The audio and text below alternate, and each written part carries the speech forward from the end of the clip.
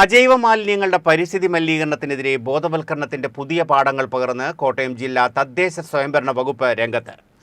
Kottayam collectorate അങ്കണത്തിൽ plastic മാലിന്യങ്ങൾ ഉപയോഗിച്ച് കേരളത്തിന്റെ ഭൂപടം നിർമ്മിച്ചും അലങ്കാര വസ്തുക്കളുടെ പ്രദർശനമൊരുക്കിയുമാണ് മലിനീകരണത്തിനെതിരെ ബോധവൽക്കരണ പരിപാടി നടത്തിയത്.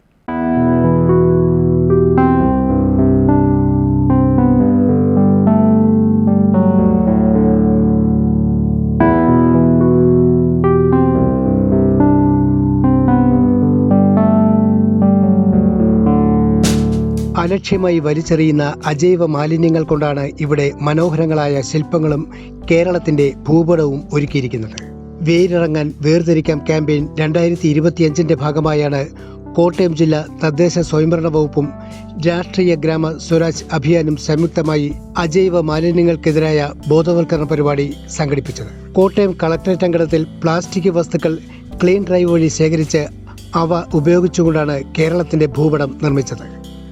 സമൂഹ മനസ്സുകളെ മാലിന്യത്തിനെതിരെയുള്ള ചിന്തകളിലേക്ക് കൈപിടിച്ച് നടത്തുകയും മാലിന്യമുക്ത കേരളമെന്ന സ്വപ്നം യാഥാർത്ഥ്യമാക്കുകയുമാണ് ഇതിലൂടെ ലക്ഷ്യമിടുന്നതെന്ന് തദ്ദേശ സ്വയംഭരണ വകുപ്പ് കോട്ടയം ജില്ലാ ജോയിന്റ് ഡയറക്ടർ ബിനു ജോൺ ചൂണ്ടിക്കാട്ടി. അതായത് നമ്മളുടെ മാലിന്യങ്ങൾ നമ്മളുടെ ജീവിതത്തിൻ്റെ ഭാഗമായിട്ട് നമ്മൾ ഉൽപ്പാദിപ്പിക്കപ്പെടുന്ന അജൈവ മാലിന്യങ്ങൾ കൃത്യമായി പുനഃചംക്രമണത്തിന് ഓതറൈസ്ഡ് ഏജൻസികൾക്ക്, ഹരിതകർമ്മസേന പോലുള്ള ഏജൻസികൾക്ക് കൈമാറി നമ്മളുടെ നാട് വലിച്ചെറിയൽ മുക്ത ഒരു നാട് സൃഷ്ടിക്കുക എന്നുള്ളതാണ് ഈ ക്യാമ്പയിൻ്റെ പ്രധാനപ്പെട്ട പ്രവർത്തനം.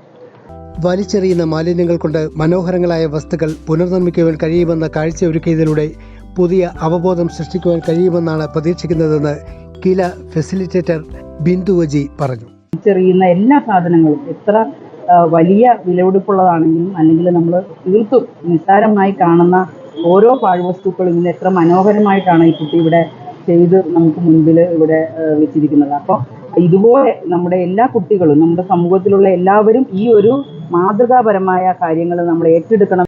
വിദ്യാർത്ഥിനിയായ ആദിത്യ ബാബുവാണ് പാഴ്വസ്തുക്കളിൽ നിന്നും ഇവിടെ മനോഹരങ്ങളായ അലങ്കാര വസ്തുക്കൾ നിർമ്മിച്ചത്.